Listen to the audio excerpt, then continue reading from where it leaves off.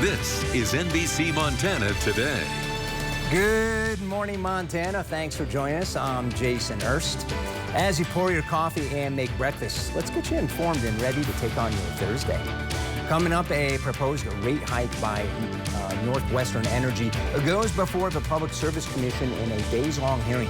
The debate over what the increase is for. Plus, Yellowstone National Park's Biscuit Basin in the spotlight after another eruption is caught on camera. We are digging deeper into the research and talking to a lead scientist. And our fire coverage continues. The latest information on a new fire in the Northwest. We are seeing a wide range of conditions across western Montana this Thursday morning. Dylan, mostly clear skies, quiet conditions, but we take a look at Kalispell. It is a wet, soggy start to the day. You're certainly going to want the rain gear as you're heading out the door this morning. As for Missoula and Butte, we are looking at those partly to mostly cloudy skies. Temperatures ranging from the upper 30s to the low to mid 60s. Now, as for Bozeman, we're looking at quiet conditions down there as well. Right now, you're going to see those temperatures up to around 57 degrees at 8 o'clock, 69 by noon, and into the mid 70s for this afternoon. That's when we're going to see that chance for some scattered showers and thunderstorms beginning to build. Really, that's what we're in. Southwesterly flow is going to keep that chance for showers and thunderstorms Thursday, Friday, and into this weekend. But some of those could be on the strong side. I'll let you know what areas could see those strong to severe storms coming up here in a few minutes. We have new information as we file a hearing in Helena on a proposed rate hike by Northwestern Energy. In day 3, the Public Service Commission listened to more testimony from the public. The utility company also called several employees to testify, answering questions from commission staff. So far, discussions are focused on transmissions, supply, and Montana government affairs.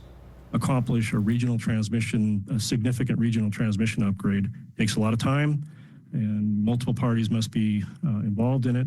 And then the bigger question is, how do you pay for that? What set of customers should be responsible to pay for it? And that's a huge debate and always has been. Reliability is absolutely at the paramount of concern to us. I personally, as well as the company, will do everything I can to prevent people from freezing to death during critical weather events. We will continue to follow this hearing and bring you updates.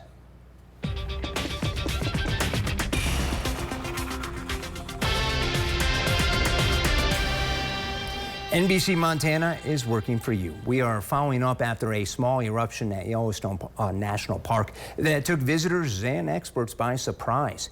But scientists say it's just the latest in a series of blasts they are tracking after a much larger explosion last summer.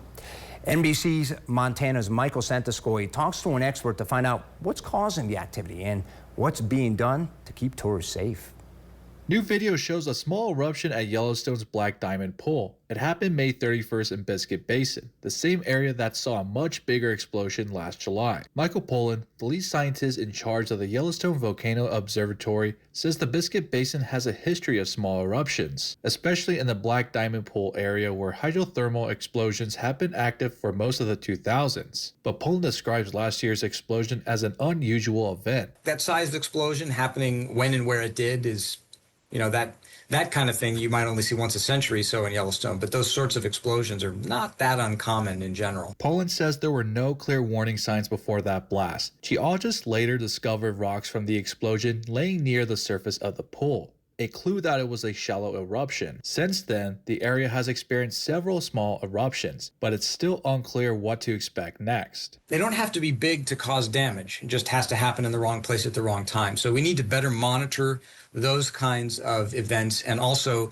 try to understand whether or not there's any way to anticipate them, because obviously it would be nice to be able to provide some advance warning before something like that happens. Pollan says temperature fluctuations, changing chemicals, or electromagnetic shifts could signal an upcoming blast. But not having equipment in place before an explosion occurs makes monitoring eruptions difficult. We have deployed some sensors out there. We're hoping to do more this summer. We haven't seen anything really diagnostic at this point, but there's still a lot of data to collect. The goal is to install permanent seismic equipment and microphones to better monitor activity in Biscuit Basin. And while research continues, Pollan reminds visitors that warning signs around the basin are posted for a reason. Thermal areas can be dangerous, and the best way to stay safe is on the boardwalks. Reporting in Helena, Michael Santaskoy, NBC Montana. If you have a question or a problem that you want to send our way, well, write down our email, nbcmontanatips@sbgtv.com. We are always working for you to get the answers you need. We now know more about Vice President J.D. Vance's visit to Montana. And here is video that we showed you of Air Force Two arriving in Butte on Tuesday. The Associated Press now reporting that Vance met with media mogul Rupert Murdoch, Fox News head Lachlan Murdoch, and a group of Fox News executives at the Murdoch family ranch near Dillon. No word yet on why the Vice President addressed the group or what they spoke about. The Associated Press reports State Auditor James Brown told the Montana Talks radio show he helped Vance's staff arrange the trip, saying he met the Vice President at the airport and helped escort Vance's entourage to Dillon. Now, we will continue to follow this story and let you know when we learn more about the visit. With the use of SWAT, the Missoula Police Department was able to arrest a dangerous out-of-state fugitive. 31-year-old Jesse Lewis was arrested Wednesday after MPD received information Lewis was at the 2200 block of Mullen Road.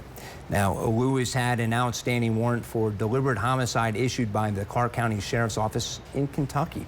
SWAT was brought in and a shelter-in-place advisory was issued for the immediate area. The operation, it went smoothly and Lewis was arrested. The Missoula Police Department is working closely with out-of-state authorities regarding the extradition process. And officials are reminding people to be on the lookout for harmful algal blooms in Montana. The blooms on lakes, streams, and reservoirs release toxins harmful to humans, and the algal blooms typically appear as scum and is often blue, green, or red. And here's a great look of it on your screen, so take a glance. It can look like spilled paint, pea soup, or grass clippings. Call your healthcare provider or poison control if you suspect exposure. A Missoula nonprofit's annual summer program is now underway. Empower SCI is working to improve the lives of those with spinal cord injuries. Participants travel from across the country to attend, with day one focusing on completing therapy goals. All ticket sales from Tuesday's Paddleheads game went toward the program. On Saturday, Free Cycles Missoula is hosting an event to cap off the program featuring music, food, and stories. Fire crews are gaining ground on the Hilger Valley fire burning near Helena. DNRC reports the fire is now 40% contained after burning through nearly 300 acres. Helicopters are dumping water along the edges to strengthen containment lines. Ground crews are also working to build and reinforce hand lines around the fire's perimeter. Officials spotted the fire Monday afternoon, and they say it's human caused. The Sealy Lake Fire District confirms crews are battling a new fire that started near Sealy Lake. It was reported just before 6:30 Wednesday morning. The Double Arrow fire is burning just east of Sealy Lake. DNRC and Forest Service crews are on scene. They plan to bring a helicopter from Helena to help fight the blaze. And officers say Fost Slough fire in Wake County flared up again on Wednesday. A neighbor sent us this video. An official with CSKT Division of Fire confirms a Type 3 helicopter is on scene and more crews are on the way. It's currently burning about 2 acres outside the previous containment line. The fire originally sparked about 2 weeks ago, 3 miles west of Moise. And remember, we are always working for you, covering wildfires in your area. For full coverage, stay with us on air and visit NBCMontana.com for warnings, maps, evacuation details, and all the other information you need to stay safe. And make sure to follow us on social media for the latest updates. And we now visit with meteorologist Mitchell Coombs. And Mitchell, small towns, they always love hearing their name called. So now, Three Forks, you have the day planner for them. And also tonight, big night again as we continue music through downtown at Caras Park. So what do you got for us? You know I love bringing up the small towns and making sure, just share those day planners off and on. Now, as for today, again, Three Forks, we're going to be looking at pretty quiet conditions to start the day. Temperatures warming from the mid-50s into the upper 60s through 11 o'clock. But it's as we get into the afternoon period, we could see a few more of these showers and thunderstorms developing, temperatures warming their way through the 70s. I think as we get, say, closer to, say, 4 to 6 o'clock, will be that best chance for thunderstorms. Same story in Missoula for downtown tonight, 77 at 5, 79 at 7, cooling to 72 at 9 o'clock. We'll have more details about those thunderstorms coming up here in a few minutes. Jason? Thank you, Mitchell. Coming up, as ICE raid protests across the country are becoming more violent, an increase in armed forces presence is seen. Plus, NBC's Chris Brown has the latest details. And a first-ever Mountain Animal Welfare Summit kicks off in Missoula. How it's bringing folks together to connect, share ideas, and collaborate on issues animals face outside of shelters. But first, let's take a live look over Missoula above TD Mountain at Snowbowl. Meteorologist Mitchell Coombs has your day planner right after the break.